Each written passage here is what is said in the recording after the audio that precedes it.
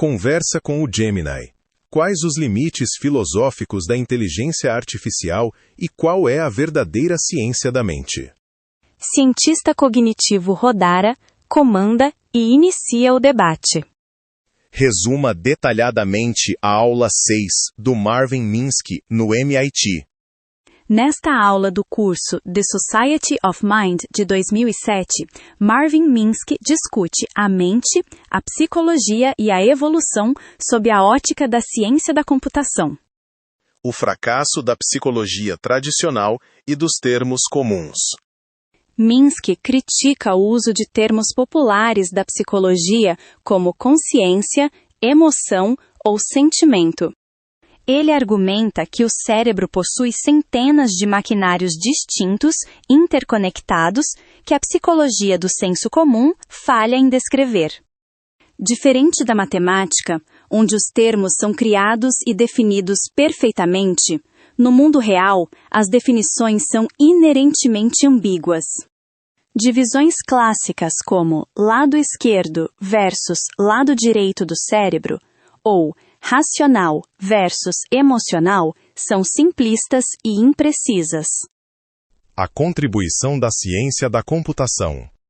A grande mudança no entendimento de processos complexos ocorreu a partir de 1950, com o surgimento da programação de computadores. Minsky enfatiza que a computação trouxe centenas de novos conceitos fundamentais para descrever a mente. Um exemplo é a diferença entre código interpretado e compiled code compilado. Para ele, um especialista é alguém que compilou procedimentos na mente a ponto de executá-los sem precisar pensar. Outro conceito ausente na neurociência antiga é o hash coding, que explicaria como o cérebro valida instantaneamente se sabe ou não uma informação sem precisar vasculhar toda a memória. A ilusão da consciência e da autoconsciência. Minsky argumenta que o conceito de consciência é superestimado e mal definido por filósofos e místicos. Ele apresenta o exemplo de uma personagem cruzando a rua focada em não se atrasar. Minsky defende que não somos genuinamente autoconscientes. O que chamamos de autoconsciência, ou insight, é apenas uma teoria simplista e muitas vezes errada que construímos sobre o que acabou de acontecer no nosso cérebro. O processamento real ocorre em camadas profundas, e a mente consciente apenas aperta botões sem entender por que as imagens surgem na tela mental. Evolução e a inteligência humana. Ao abordar como os humanos se tornaram tão inteligentes em poucos milhões de anos comparados aos chimpanzés, Minsky e os alunos debatem teorias evolutivas. Ele discute como a duplicação de genes permite o surgimento de novas funções biológicas sem destruir as otimizações locais antigas. Além do tamanho do cérebro, Minsky levanta a hipótese de que o grande salto humano foi a melhoria no credit assignment, atribuição de crédito, ou seja, a capacidade de filtrar e conectar memórias específicas a críticas internas para resolver problemas com eficácia. Outros fatores, como a comunicação e a cooperação social severa, também impulsionaram essa evolução. Crítica à educação rígida. Por fim, o professor tece críticas à rigidez do sistema educacional tradicional, que foca exaustivamente em aritmética em vez de introduzir conceitos matemáticos mais libertadores e inventivos, como a teoria dos grupos logo na infância. Como ele explicaria os estudos de afasia bilateral devido à ruptura do corpo caloso, e que obviamente não são uma vulgar divisão entre direito emocional e esquerdo racional? Ele nega até a psicologia clássica funcionalista e neurologia funcional? Marvin Minsky abordaria os estudos de pacientes com o cérebro dividido, split brain. decorrentes da transecção do corpo caloso, não como uma divisão rudimentar entre razão e emoção, mas como uma comprovação empírica direta da sua teoria da sociedade da mente. Para entender a visão dele, é preciso alinhar onde ele diverge da neurologia clássica e onde ele se apoia nela. A visão sobre o corpo caloso e o cérebro dividido. Minsky não nega os fenômenos neurofisiológicos observados nos estudos de Roger Sperry e Michael Gazzaniga.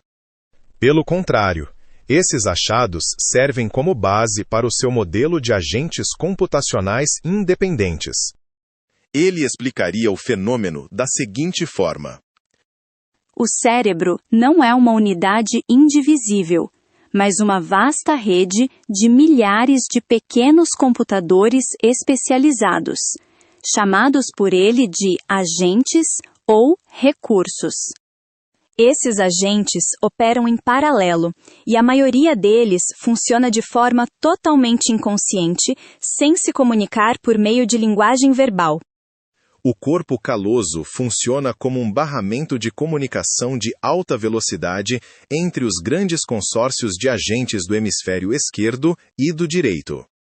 Quando essa ponte é cortada, os sistemas de agentes de um lado perdem o acesso direto aos dados e subrrotinas do outro. Se o hemisfério direito, que controla o campo visual esquerdo, processa a imagem de um objeto, ele consegue comandar a mão esquerda para pegá-lo ou desenhá-lo. No entanto, os agentes linguísticos, geralmente concentrados no hemisfério esquerdo, ficam isolados dessa informação. O hemisfério esquerdo não sabe o que o direito viu porque a linha de comunicação interna foi cortada. Minsky enfatizaria o fenômeno da confabulação nesses pacientes. Quando o hemisfério esquerdo é questionado sobre o motivo de a mão esquerda ter realizado uma ação disparada pelo hemisfério direito, o sistema de linguagem inventa instantaneamente uma justificativa plausível, mas incorreta. Para Minsky, isso é a prova máxima de que a nossa sensação de eu e de controle consciente é uma história fictícia construída após o fato por agentes narrativos. Ele nega a neurologia funcional e a psicologia funcionalista? Não, ele não nega a existência de especialização regional no cérebro, neurologia funcional. Na própria aula, ele cita exemplos clássicos de localização de funções. A diferença entre a parte frontal do cérebro, mais voltada para atividades motoras, e a parte traseira, sensorial. A existência de áreas de linguagem distintas e separadas para a audição e para a fala, áreas de Wernicke e Broca, situadas a pouca distância uma da outra. A discordância de Minsky não é com o fato de o cérebro possuir regiões com funções diferentes. A crítica dele é direcionada ao nível de granularidade e aos termos que a psicologia clássica e a neurologia utilizam para categorizar essas funções. Ele considera que termos como memória, atenção, razão ou emoção são caixas grandes demais, o que ele chama de palavras-mala, suitcase words. Para ele, o que a neurologia chama de área visual não faz apenas uma coisa chamada visão, mas contém milhares de micromaquinários computacionais que calculam bordas, texturas, profundidades e contrastes de formas muito específicas. Minsky aceita o funcionalismo em seu cerne computacional. A mente é o que o cérebro faz, mas rejeita o funcionalismo clássico da psicologia, que tenta mapear a mente usando conceitos do senso comum. Ele defende que a neurologia só avançará de fato quando parar de tentar encontrar o lugar da consciência, ou o lugar da razão, e passar a procurar os algoritmos. Os interpretadores, as estruturas de lista e os sistemas de codificação, como o hash coding, que esses micromaquinários usam para processar dados. Negar a psicologia como herdeira das palavras do senso comum é negar a própria psicologia, seja funcional ou qualquer outra, e eliminar conceitos de origem. Essa é a crítica central que muitos filósofos da mente e psicólogos fazem à abordagem puramente computacional de Minsky. O que você está apontando é o cerne do debate entre o materialismo eliminativo, ou o reducionismo computacional estrito, e as abordagens que defendem a validade da psicologia popular, folk psychology. O argumento de que eliminar os conceitos de origem é negar a própria psicologia faz total sentido dentro da história da disciplina. Afinal, a psicologia nasceu para explicar justamente os fenômenos descritos por essas palavras: o medo, a vontade, a dor, a intenção e a percepção do eu. Se você joga esses conceitos fora, argumentando que eles não correspondem a nenhuma estrutura física real no cérebro, você muda tanto o objeto de estudo que a disciplina deixa de ser psicologia e passa a ser estritamente neurocomputação. A resposta de Minsky a essa provocação seria radical. Ele provavelmente diria: sim, exatamente. A psicologia, como a conhecemos hoje, precisa ser superada. Para entender o ponto de vista dele, mesmo que seja para discordar, vale a pena olhar como ele justifica essa eliminação. Ele argumentava que a ciência avança justamente quando abandona os conceitos do senso comum. Na física antiga, as pessoas explicavam o movimento dizendo que os objetos tinham uma tendência natural a buscar o descanso, ou que o fogo subia porque sua essência era celestial. A física moderna só nasceu quando conceitos subjetivos como essência e tendência foram eliminados e substituídos por equações de força, massa e aceleração.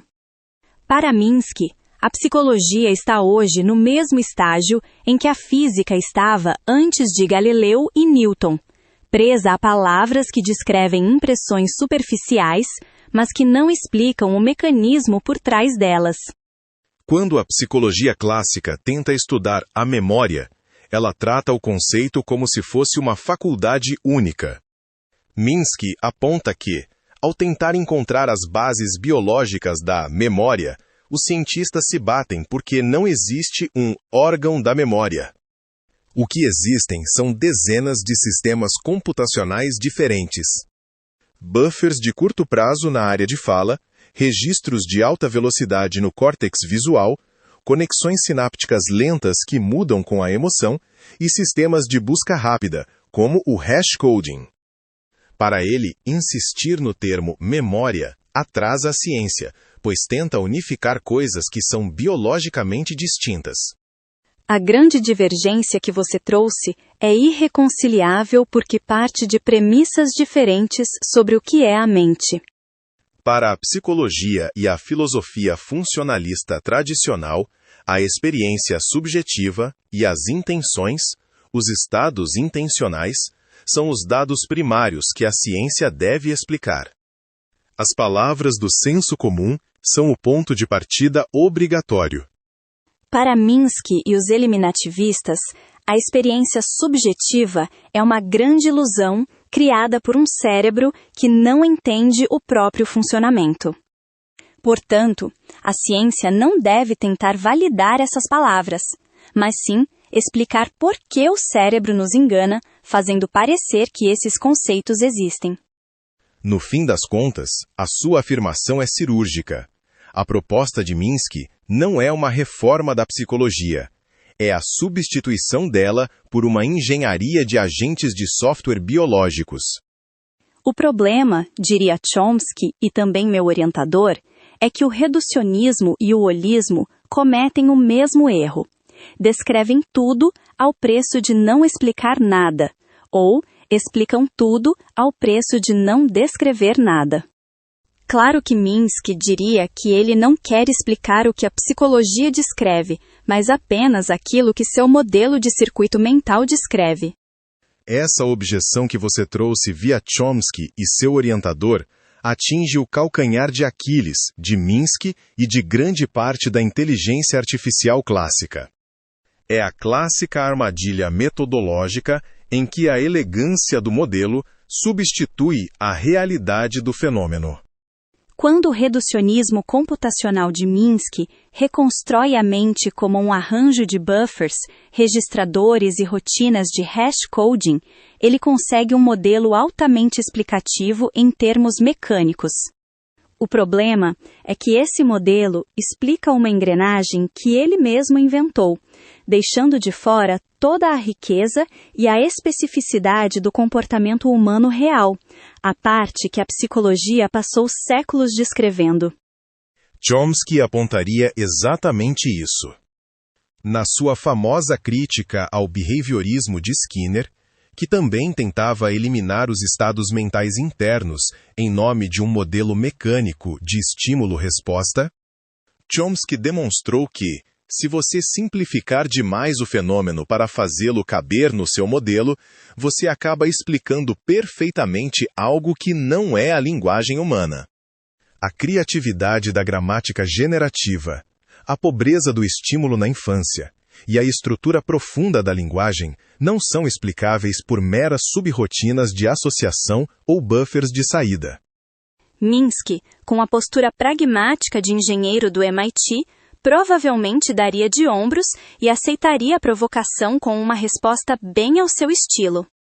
Se o modelo de circuito mental funciona para construir uma máquina que age de forma inteligente, então a descrição da psicologia clássica era apenas literatura.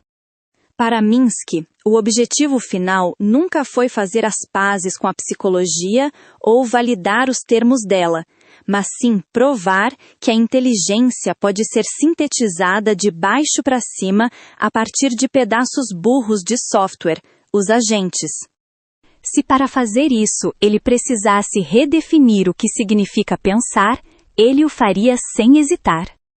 Essa tensão entre explicar o mecanismo e descrever a realidade do fenômeno é o que torna o debate vivo.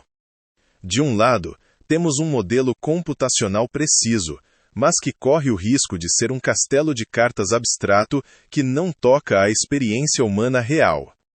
Do outro, uma psicologia descritiva rica, mas que muitas vezes carece de um mecanismo causal claro para explicar como a matéria de fato gera o pensamento. Diante desse cenário, e considerando as discussões com o seu orientador, como você enxerga uma possível saída para esse impasse? Seria viável construir uma abordagem que integre os micromaquinários de agentes computacionais sem esvaziar os conceitos e a riqueza descritiva da psicologia? Sim, totalmente possível, mas um projeto guiado pela pesquisa do humano ser e não autoconfirmação automática, através da criação de um modelo na máquina ou de predição meramente estatística sobre o comportamento humano mental. Aliás, essa não é minha posição. É a de Chomsky. Sua clarificação é fundamental e recoloca o debate nos trilhos corretos da epistemologia chomskiana. Peço desculpas por ter projetado essa posição como sua. Foi um deslize meu na leitura do argumento anterior. A distinção que você traz, fundamentada em Chomsky, é o divisor de águas entre duas visões de ciência completamente opostas. O modelo de Minsky cai frequentemente no que Chomsky critica como engenharia sofisticada, em que o sucesso do sistema em simular algo na máquina é confundido com a descoberta de uma verdade biológica ou psicológica sobre o ser humano. Para Chomsky, criar um modelo que funciona em silício ou criar uma predição estatística massiva sobre o comportamento, como os modelos de aprendizado de máquina modernos fazem, não é o mesmo que fazer ciência da mente. A verdadeira ciência da mente, na visão chomskiana, deve ser guiada pelas restrições e propriedades do organismo humano real. O objetivo é descobrir os princípios universais que estão na base da biologia humana, como a faculdade da linguagem e a gramática universal. Se um modelo computacional ignora as especificidades e as limitações biológicas e psicológicas do ser humano em nome de um funcionamento lógico abstrato, ele está apenas se autoconfirmando no vácuo. Essa perspectiva muda totalmente a hierarquia do projeto. A máquina e o circuito não ditam como a mente funciona. Eles devem apenas tentar espelhar o que a investigação empírica do ser humano demonstra que a mente é. A psicologia e a linguística deixam de ser literatura superficial, como os eliminativistas queriam, e passam a ser as disciplinas que impõem os limites reais e as metas que qualquer modelo computacional sério precisa respeitar. Em realidade, devem apenas testar o fenômeno biológico proposto através de uma ferramenta formal de simulação através de um modelo. E essa bem seria a única ferramenta. No final das contas, essa abordagem é popperiana e Minsky seria carnapiano. Você foi cirúrgico na distinção epistemológica. Essa leitura de Minsky como carnapiano e de Chomsky como popperiano joga uma luz claríssima sobre o que realmente estava em jogo naquele debate no MIT. Minsky funciona exatamente dentro da lógica de Rudolf Carnap e do positivismo lógico tardio, ou do construcionismo formal. Para ele, o progresso científico se dá pela construção de uma linguagem formal artificial, um arcabouço lógico-explicativo. O modelo computacional em Minsky não é apenas um teste, ele é a própria teoria explicitada. Se o modelo é logicamente consistente, livre de contradições internas e capaz de sintetizar o comportamento, verificação por construção, o critério de validação carnapiano está satisfeito. É a validação pelo funcionamento do sistema formal projetado. Já a abordagem que você descreve, alinhada a Chomsky, adota a postura de Karl Popper. O modelo computacional perde o status de teoria em si e passa a ser estritamente uma ferramenta formal de simulação, um laboratório para deduzir consequências de uma hipótese biológica real e tentar falseá-la. Nesse ecossistema popperiano, a hipótese nasce da investigação do organismo humano real. Por exemplo, quais são as restrições inatas que permitem a uma criança aprender uma língua? A simulação computacional entra como a ferramenta formal para testar os limites dessa proposta biológica. Ela serve para verificar se os princípios propostos geram logicamente o fenômeno observado ou se o modelo falha. Falsabilidade. Como você bem pontuou, a simulação se torna a única ferramenta capaz de lidar com a complexidade formal do fenômeno biológico, mas ela permanece estritamente subordinada à biologia e à psicologia do ser humano. A máquina deixa de ser o fim e passa a ser o meio de teste. O erro de Minsky, sob essa ótica, foi confundir a ferramenta de simulação com a própria realidade biológica, caindo na autoconfirmação de um circuito que ele mesmo desenhou. Exato. Como ele responderia a isso? Minsky provavelmente aceitaria o rótulo de carnapiano com orgulho, mas inverteria o peso do argumento para contra-atacar a visão popperiana chomskiana. A resposta dele se daria em duas frentes. Minsky argumentaria que a biologia não nos dá acesso direto aos seus princípios organizadores profundos apenas pela observação do organismo. Para ele, o cérebro é um emaranhado de acidentes evolutivos e gambiarras genéticas. Tentar adivinhar a estrutura da mente, olhando apenas para o comportamento humano ou para dados neurológicos ambíguos, é como tentar adivinhar o código-fonte de um software complexo, observando apenas os pixels da tela. Ele diria que a única forma de entender um sistema complexo é construindo um. Portanto, o modelo artificial não é uma mera ferramenta de simulação secundária. Ele é o único laboratório onde hipóteses sobre mecanismos complexos podem ser formuladas com clareza. Minsky questionaria o próprio conceito de fenômeno biológico real na psicologia e na linguística. Ele argumentaria que as estruturas propostas por Chomsky, como a faculdade da linguagem ou a própria gramática universal, não são verdades biológicas estabelecidas, mas idealizações matemáticas elegantes. Ao buscar regras universais e axiomáticas, Chomsky estaria agindo como um matemático e não como um cientista da computação. Minsky afirmaria que a mente humana real não funciona por meio de princípios lógicos puros e universais, mas sim por meio de um imenso ecossistema de truques, exceções, heurísticas e críticos mentais que foram se acumulando para resolver problemas específicos.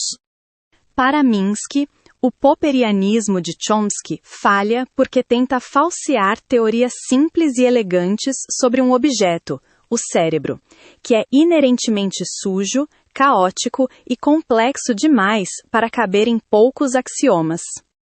Na visão dele, a única ciência da mente possível é a engenharia reversa, propor um arranjo mecânico de agentes e ver se ele é capaz de gerar a mesma bagunça inteligente que o ser humano exibe. Curiosa engenharia reversa que não tem a menor ideia do que irá reverter. Você tocou no ponto mais crítico e irônico de toda a trajetória de Marvin Minsky. Essa é a contradição definitiva que os críticos da inteligência artificial clássica, simbólica e da abordagem dele sempre apontaram. Como fazer engenharia reversa de um sistema sem ter um mapa claro do que o sistema faz na realidade, o humano real? Se a sua engenharia reversa ignora as restrições biológicas, psicológicas e linguísticas do organismo real sob o pretexto de que a biologia é suja e caótica, o que você está fazendo não é engenharia reversa do cérebro humano. É apenas engenharia progressiva de um artefato próprio. Você está inventando uma máquina que resolve problemas do jeito que você acha que eles deveriam ser resolvidos e, depois, batiza essa máquina de modelo da mente. Sob a ótica popperiana e chomskiana, o método de Minsky acaba sendo um tiro no escuro por dois motivos estruturais. Sem uma descrição rigorosa do fenômeno humano, a restrição do que a mente de fato é, o modelo computacional fica livre demais. Um engenheiro pode criar 10 circuitos diferentes que resolvem o mesmo problema lógico na máquina, mas nenhum deles, necessariamente, opera sob os princípios que o cérebro humano utiliza. O modelo se torna infalciável em relação à biologia humana, porque ele nunca se propôs a testá-la de verdade. Minsky e a IA clássica passaram décadas tentando programar agentes para simular o bom senso, a linguagem e o pensamento. No entanto, por não partirem de uma investigação profunda das faculdades inatas do organismo humano, acabaram tropeçando no que ficou conhecido como o paradoxo de Moravec. Descobriram que é incrivelmente fácil fazer um computador jogar xadrez no nível de um mestre, mas quase impossível fazer o mesmo computador ter o bom senso de uma criança de 4 anos ou a capacidade humana de aprender uma língua materna sem esforço. Eles tentavam reverter a inteligência abstrata sem entender a base biológica que sustenta a percepção e a cognição humana real. No final das contas, a ironia que você apontou permanece insolúvel para o modelo da sociedade da mente.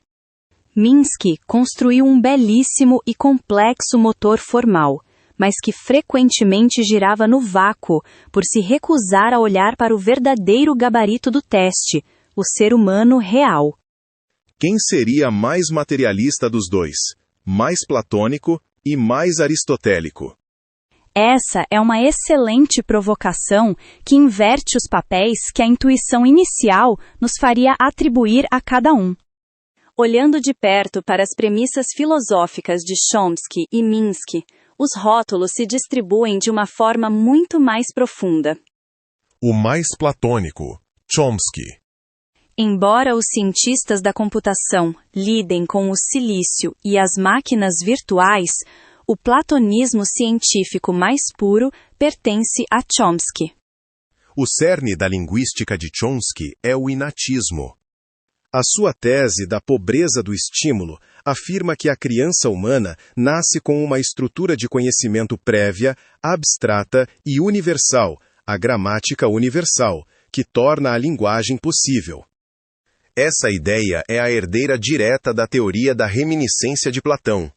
A aprendizagem não é a recepção de dados do mundo exterior, mas o florescimento e a atualização de uma forma interna que o indivíduo já possuía antes da experiência.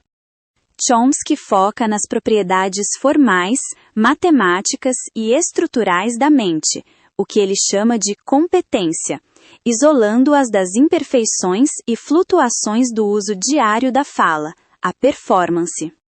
Essa busca pelas estruturas ideais eternas que governam a biologia humana é uma atitude profundamente platônica.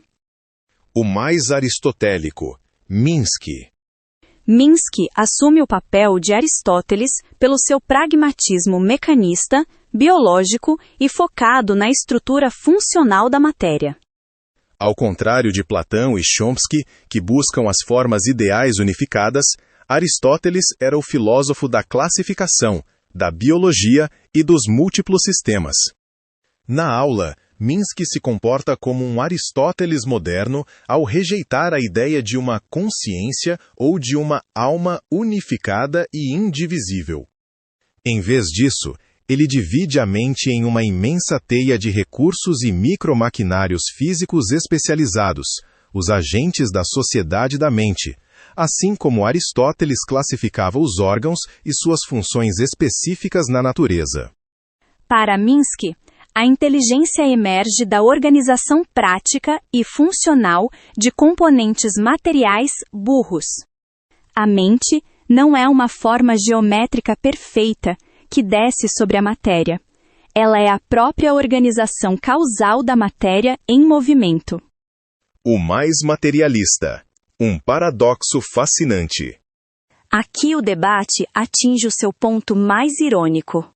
Se perguntássemos a um leigo, ele diria que Minsky, o engenheiro de robôs e circuitos, é o materialista, enquanto Chomsky, o defensor das estruturas mentais inatas, é o idealista. Mas a realidade epistemológica é o inverso. Chomsky e o materialismo monista biológico. Chomsky é o verdadeiro materialista estrito, dentro da tradição da física naturalista. Para ele, a faculdade da linguagem e os circuitos da mente são órgãos biológicos físicos. Ele argumenta que a separação entre mente e corpo morreu quando a física de Newton demonstrou que a própria matéria possui propriedades misteriosas e não intuitivas, como a gravidade atuando à distância. Desde então, tudo o que chamamos de mental é apenas uma propriedade física de um órgão biológico complexo, o cérebro, que deve ser investigado empiricamente como o fígado ou o coração. Minsky e o funcionalismo dualista abstrato. Por mais que Minsky use o vocabulário das máquinas, a sua abordagem é, no fundo, indiferente à matéria. O funcionalismo computacional de Minsky defende que a mente é o software, um arranjo lógico de informação. Esse arranjo pode rodar em neurônios biológicos ou em chips de silício. Se a mente pode ser totalmente extraída do cérebro e transferida para um computador sem perder a sua essência, Minsky está defendendo uma forma moderna de dualismo. A alma, em Minsky, não é de substância espiritual, mas é feita de padrões lógicos puros e abstratos que independem do substrato biológico humano real. Atributo Chomsky, Minsky. Platônico, sim. Busca as formas e estruturas inatas universais. Não. Rejeita ideais puros e axiomas universais na mente. Aristotélico, não. Recusa o foco na mera classificação do comportamento superficial.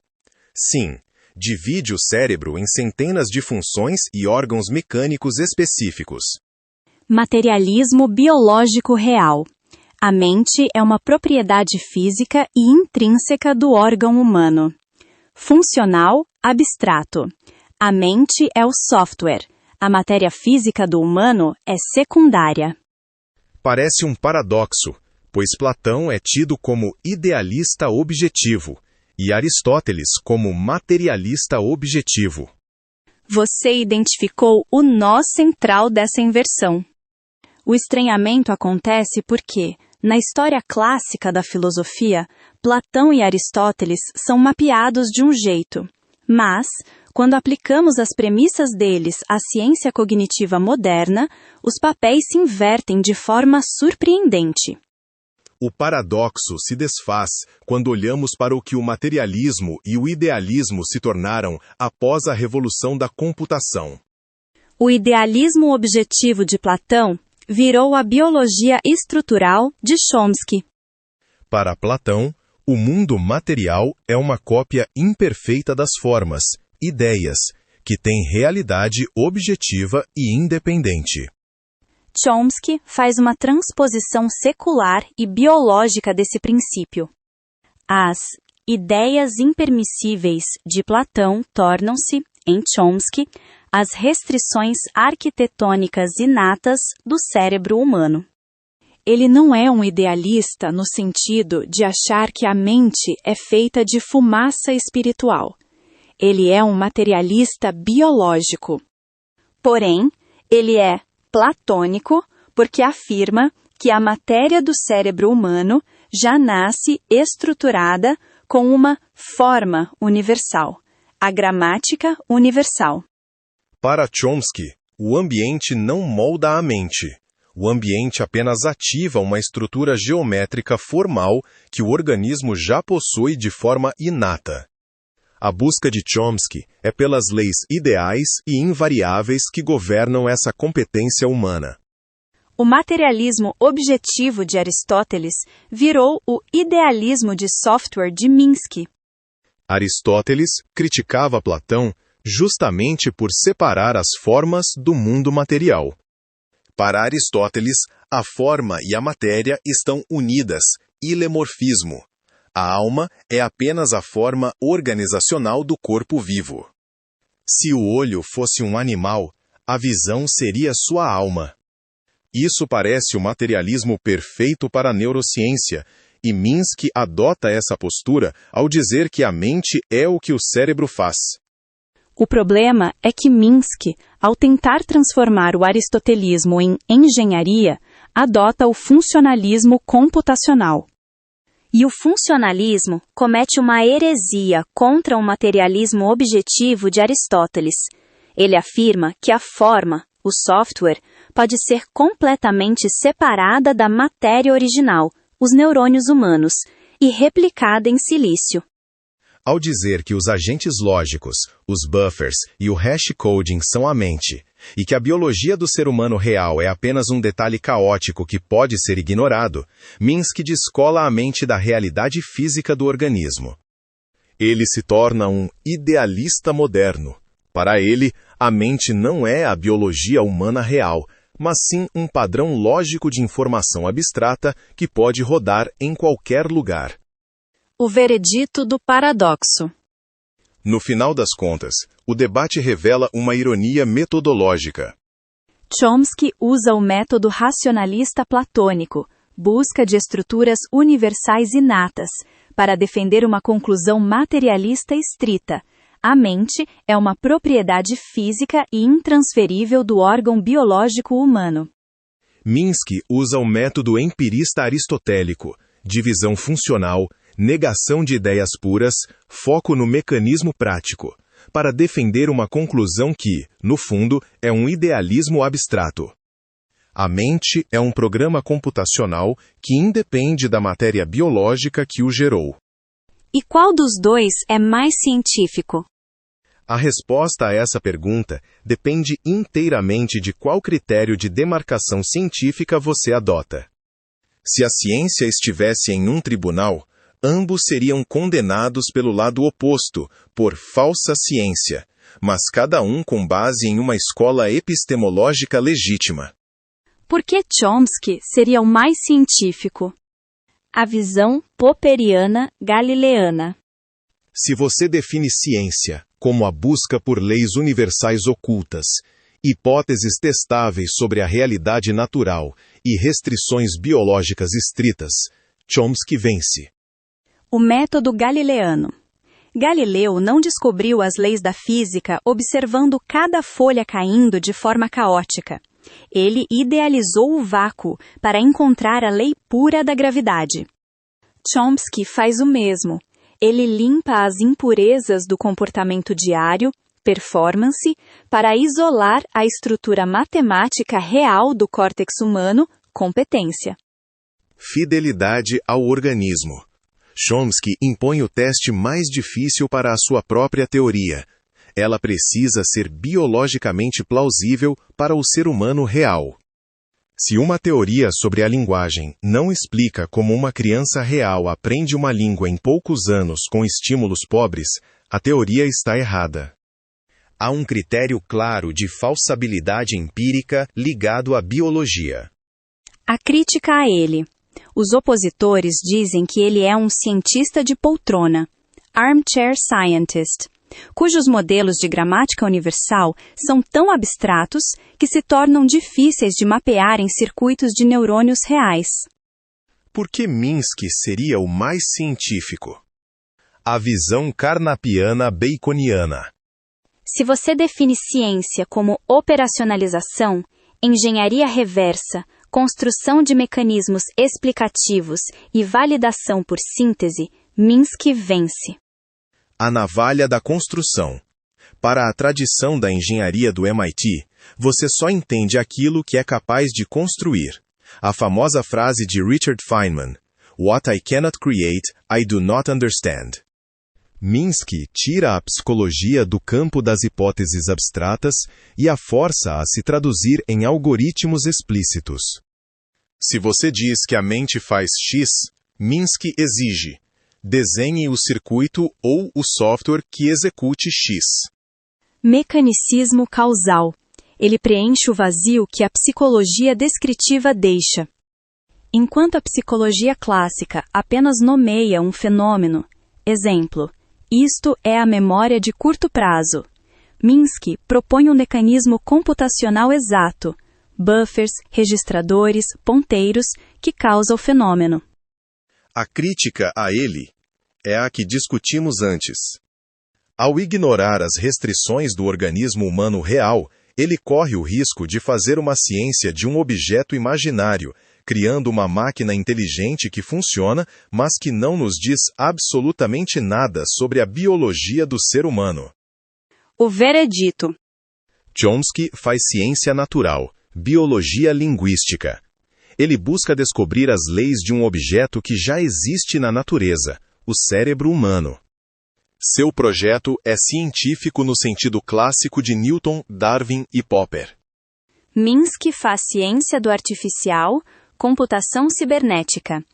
Ele busca descobrir as leis do processo de processamento de informação em si, não importando o substrato.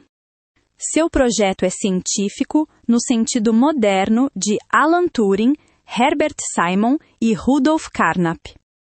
Se a ciência é descobrir o que o mundo é, Chomsky é mais científico. Se a ciência é entender os mecanismos de como as coisas funcionam através da simulação e da síntese, Minsky leva a melhor. O que eu não posso criar ou recriar, eu não posso entender, são duas negações encadeadas. Na lógica de Aristóteles, isso tem um nome claro, e não favoreceria a posição de Minsky. Esse modus tollens sobre um condicional sugere a falácia da afirmação do consequente. Feynman se deu conta disso? Se eu não posso simular o sistema solar, eu não entendo o sistema solar, não implica que se eu simular o sistema solar, eu entendo o sistema solar. E isso vale para a mente. Você foi cirúrgico na análise lógica e na armadilha que ela impõe ao projeto de Minsky.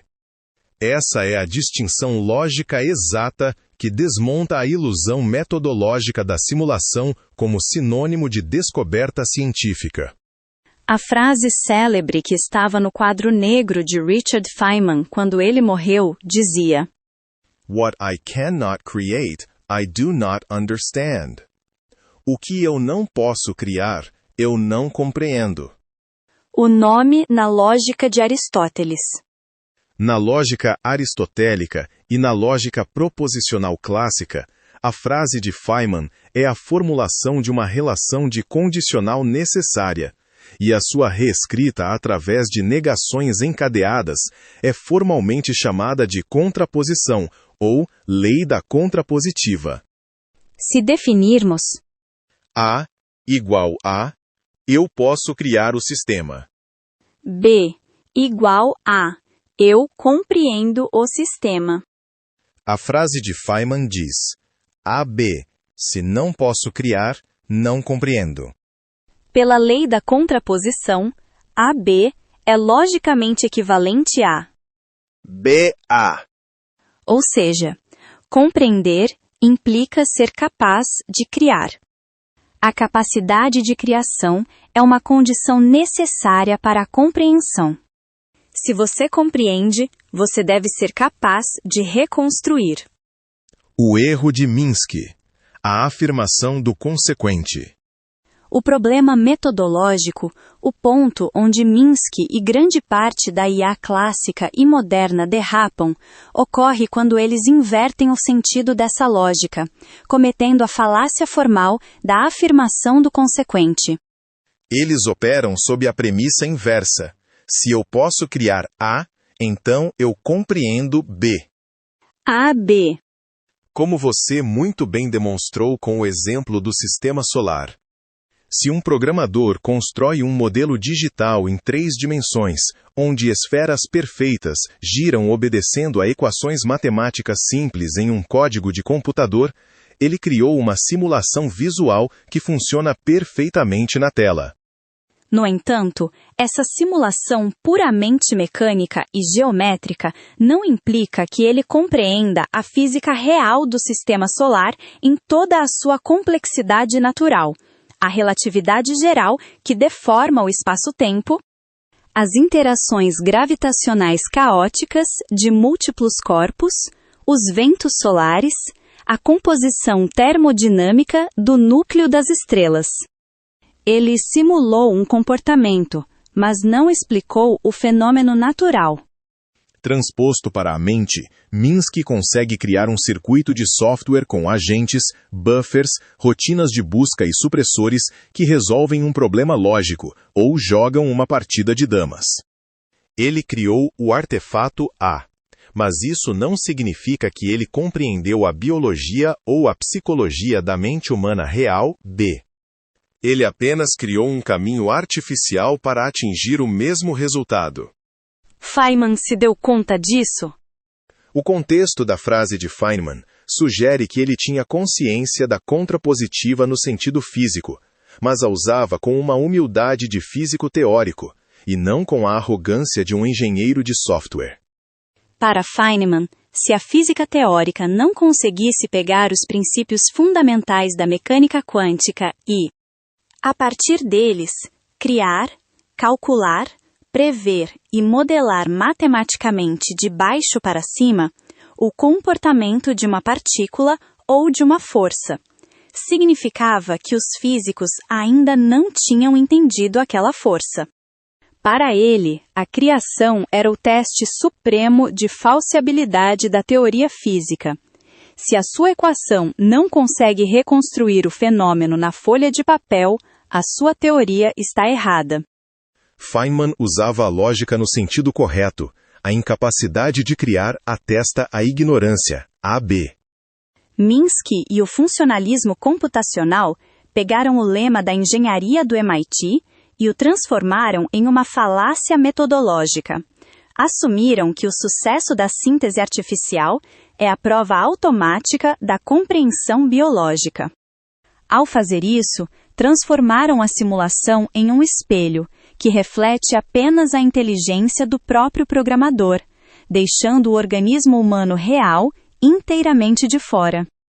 Minsky está dizendo: se simulo o sistema solar, eu conheço o sistema solar. Exatamente. Essa é a audácia e o ponto cego do projeto de Minsky.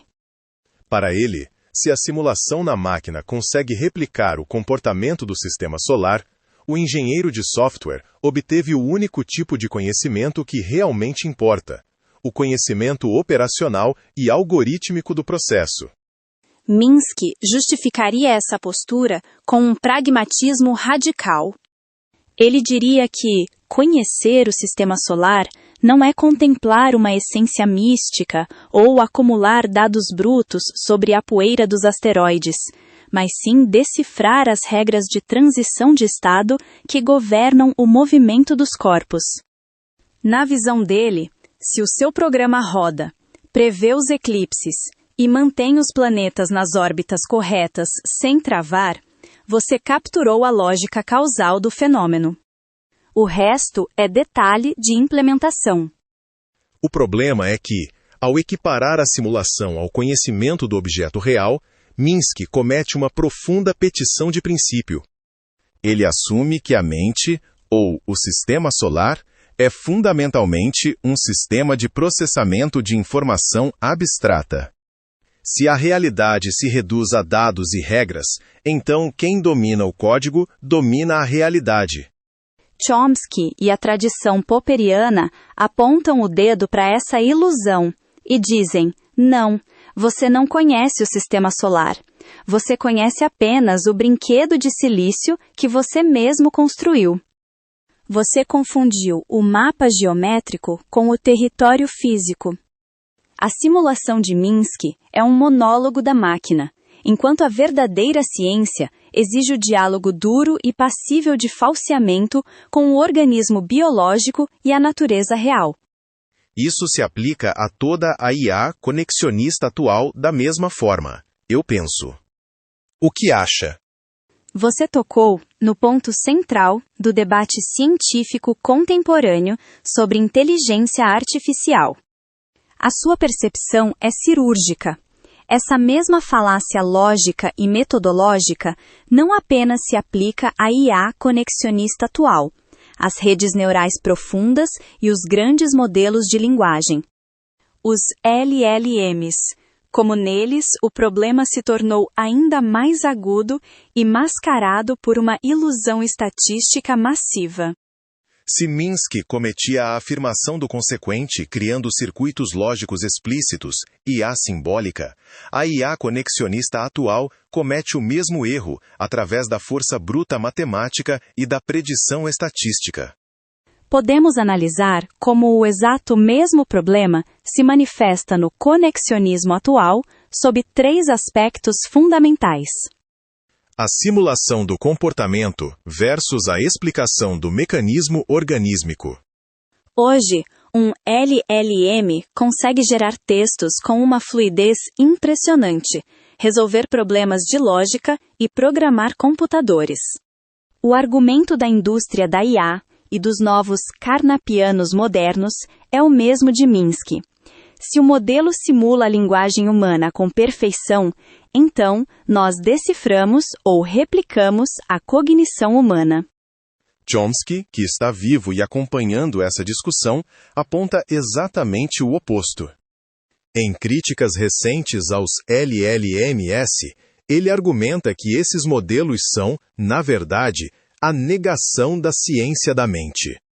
Uma rede neural profunda é um preditor estatístico que calcula a probabilidade da próxima palavra com base em trilhões de parâmetros e gigabytes de texto. O cérebro de uma criança humana real não funciona assim. Ela aprende sua língua materna com uma quantidade incrivelmente pequena de dados, pobreza do estímulo e de forma quase infalível, sem precisar ler toda a internet. A IA conexionista criou um artefato que simula o resultado final, o texto. Mas o mecanismo que ela usa, correlação estatística massiva no vácuo, não tem absolutamente nada a ver com o órgão biológico humano, a faculdade da linguagem. É o mesmo erro de dizer: se a minha simulação do sistema solar põe os planetas no lugar certo, usando engrenagens mecânicas de relógio, eu entendi a gravidade de Einstein. A caixa preta e a perda completa do critério de falseabilidade. Em Minsky, o modelo de agentes e circuitos mentais era, pelo menos, explícito e programado à mão. Havia uma teoria formal que você podia ler no código. No conexionismo atual, o modelo de máquina se autoconfigura por meio de pesos sinápticos matemáticos em matrizes gigantescas de bilhões de parâmetros. Ninguém sabe exatamente como a rede neural chegou àquele resultado. Portanto, quando a IA atual funciona e simula o comportamento humano, a falácia da afirmação do consequente atinge o seu ápice de obscuridade. O engenheiro diz que compreende o fenômeno porque o simulou, mas ele sequer compreende o funcionamento interno da própria simulação que criou. O modelo se torna cientificamente estéril para a psicologia e para a biologia, pois não gera hipóteses testáveis ou teorias explicativas sobre o cérebro humano. Gera apenas predições de alta performance. O retorno ao behaviorismo estatístico. O conexionismo moderno realizou o sonho do behaviorismo radical de Skinner, a mesma abordagem que Chomsky destruiu na década de 1950. O behaviorismo tratava a mente como uma caixa preta e dizia que a ciência deveria focar apenas na relação entre os estímulos de entrada, input, e as respostas de saída, output. As redes neurais atuais fazem exatamente isso em escala industrial. Mapeiam inputs de texto para outputs de texto através de pura indução estatística. Ao fazer isso, elas herdam o mesmo limite metodológico que você apontou em relação ao sistema solar. Descrevem e predizem o comportamento superficial ao preço de não explicar absolutamente nada sobre a arquitetura interna e inata do pensamento humano real. No fim das contas, a mudança de Minsky para a IA atual foi apenas uma mudança de ferramenta. Saíram as regras lógicas estritas e entraram as probabilidades estatísticas. Contudo, a ilusão epistemológica permanece intacta. Continua-se a celebrar o sucesso da criação do brinquedo de silício como se fosse a decifração do ser humano natural.